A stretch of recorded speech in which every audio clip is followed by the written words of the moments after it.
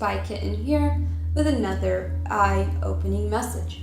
In today's video, I have a very important message I would like to share with you regarding the Jesuit Pope Francis and the satanic symbolism surrounding him. Pope Francis is a very evil man, guys, and after doing research on him and the Jesuit order, I have found some stuff about him that is truly unbelievable.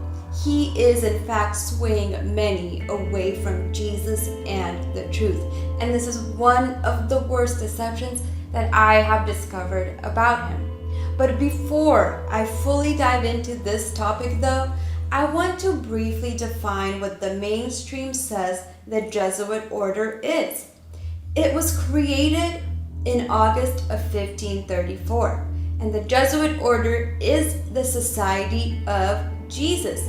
It is an all-male religious congregation of the Catholic Church, and the members are called Jesuits. The society is engaged in evangelization and apostolic ministry in 112 nations and on 6 continents. But guys, it has a very occult and very Gnostic roots. We're going to start out with the Jesuit order connection to one of the most secret black books of magic that ties the Pope into the occult world of paganism, esoteric knowledge, Freemasonry, and the Cabal. So guys, let's check out this black book of occult that I'm referring to. It is called the Clarice Inferni, which is translated to the Key of Hell, and it is written by Cyprianus. It is a late 18th century book on black magic, written in a mixture of Latin, Hebrew, and a cipher alphabet. And this book has remained rather mysterious due to its unknown origin and context ever since. It is also said to be the textbook of the Black School of Wittenberg, which is a supposed school in Germany where one could learn all about the dark arts. But by now you might be asking yourself, what the heck does this even have to do with the Pope? Specifically, the Jesuit Pope Francis? Well, let's begin by examining the last page of this book. It is written in Latin, and I have taken the liberty of translating it to the best of my ability. And I realized the last page included a summoning incantation or spell.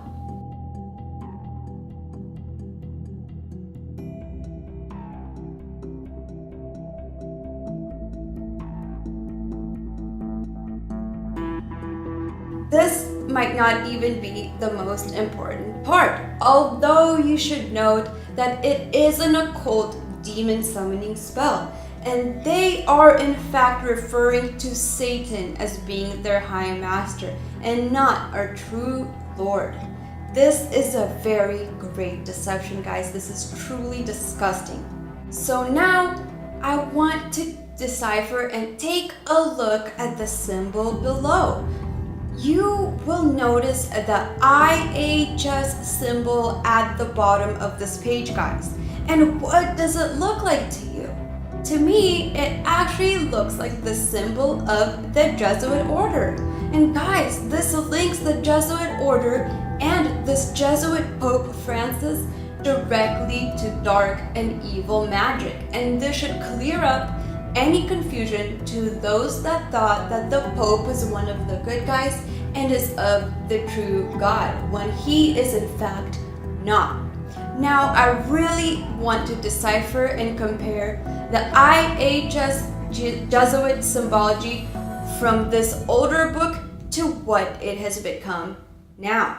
And here you could see the two symbols. The older symbol from the Black Book has the serpent wrapping around the cross, which is in fact a very esoteric symbol that is used throughout the world.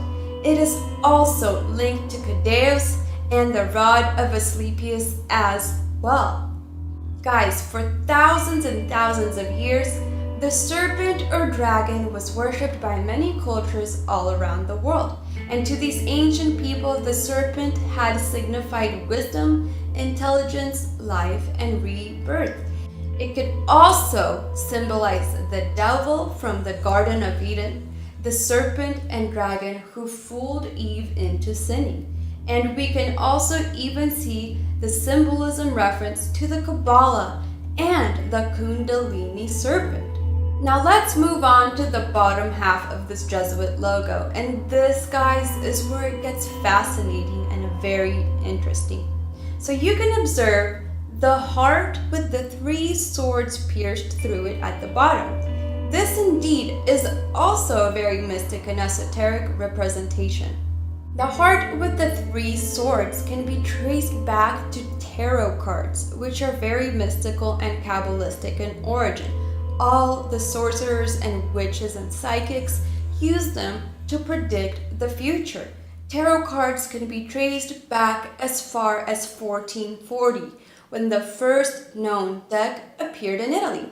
But it really gained momentum during the late and early 14th and 15th centuries. So, okay, let's cut to the chase here. The heart unequivocally stems from the Roman Catholic origin. But make no mistake, guys, they have nothing to do with true Christianity or even the Bible. These hearts are purely satanic. These apparently harmless and supposedly sweet and romantic heart symbols seem to have been directly derived from the Sacred Heart, or often called the Sacred Heart of Jesus and Mary. So if we take a closer look here, we see also the 3 swords piercing this heart. And the 3 swords represents rejection, sadness, loneliness, heartbreak, betrayal, separation, and grief, all very negative emotions. And this is why Jesus always has the Sacred Heart in the Catholic religion.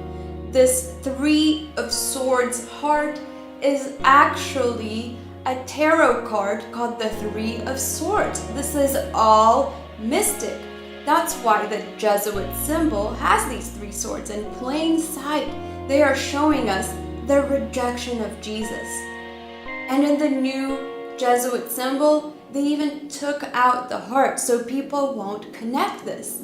But with a bit of old-fashioned digging, you could find the truth anywhere in the madness of this Jesuit and Catholic connection to the occult.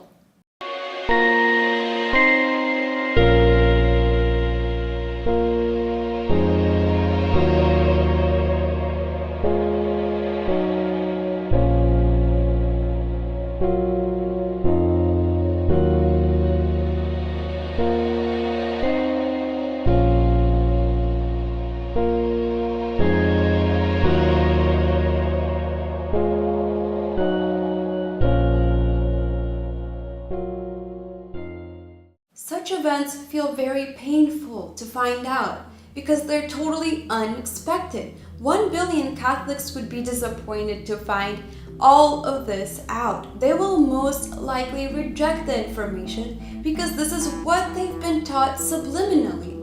All of this just ties the Jesuit order to the occult book of black magic even more.